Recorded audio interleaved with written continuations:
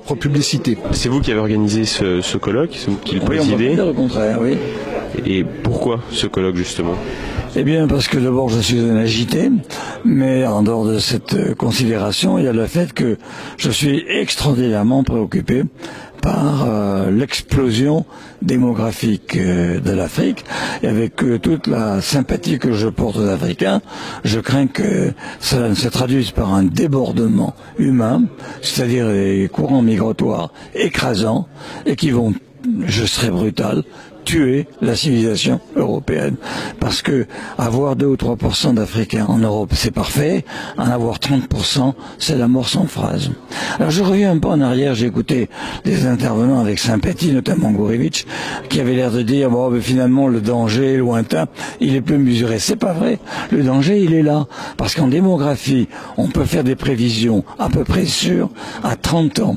Mais nous sommes en 2015. 30 plus 2015, c'est 2045. Donc c'est demain, en réalité. Le problème, il n'est pas dans 3000 ans, il est dans 3-4 décennies. Et c'est la raison pour laquelle il faut réagir maintenant. D'ailleurs, ce que je propose, ce n'est pas de larguer des bombes atomiques sur l'Afrique. Ce que je propose, c'est un plan Marshall massif pour le développement de l'Afrique, un plan conditionnel, mais quand même qui soit contrôlé, comme d'ailleurs le fait le Fonds monétaire international, et deuxièmement, un programme massif visant à la libération de la femme africaine.